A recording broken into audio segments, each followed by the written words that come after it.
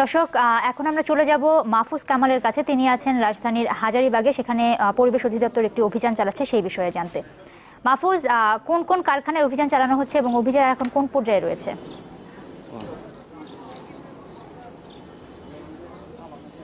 নুসরাত, আমি এই মুহূর্তে হাজারীবাগ একটি ট্যানারি কারখানায় আছি। তো এই জায়গায় কিন্তু আমার পিছনে যে জায়গাটি দেখছেন, এখানে কিন্তু অসংখ্য যে জুট বর্জ্য বলা হয়, যে পশুর চামড়া দিয়ে তৈরি করা হয় এই বর্জ্যগুলো, এবং এগুলো কিন্তু সাধারণত আপনি শুনে অবাক হবেন, এই জুটগুলো দিয়ে কিন্তু গবাদি পশু যেমন হাঁস, মুরগি এবং মাছ, এই সব পশুর খাদ্য তৈরি করা হয় এই জুট চামড়ার এই বর্জ্য দিয়ে। তো এমন একটি ট্যানারি কারখানায় আজ অভিযান চালাচ্ছে পরিবেশ অধিদপ্তর। এখানে বন পরিবেশ উপমন্ত্রী আব্দুল আল জাকব রয়েছেন এবং এখানে পরিবেশ অধিদপ্তরের ঊর্ধ্বতন কর্মকর্তারা রয়েছেন।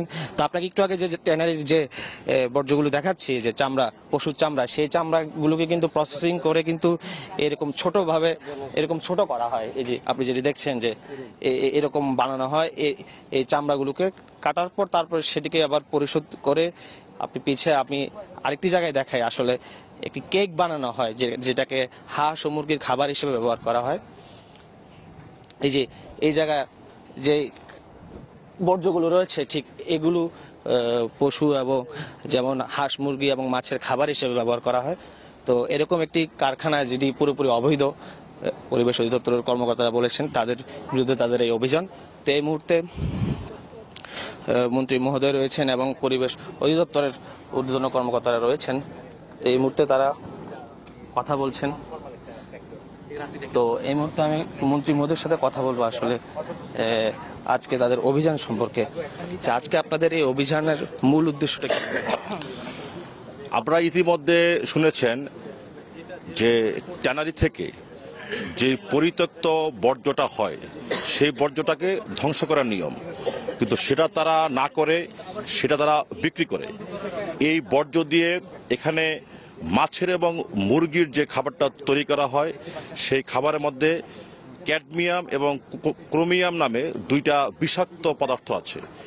যে ঢাকা বিশ্ববিদ্যালয়ের সায়েন্টিস্ট এবং বুয়েটের সায়েন্টিস্টরা এটা প্রমাণ করেছে, এই ক্যাডমিয়াম এবং ক্রোমিয়াম থেকে মানুষের দেহে বিষাক্ত ক্যান্সারের সৃষ্টি হয়।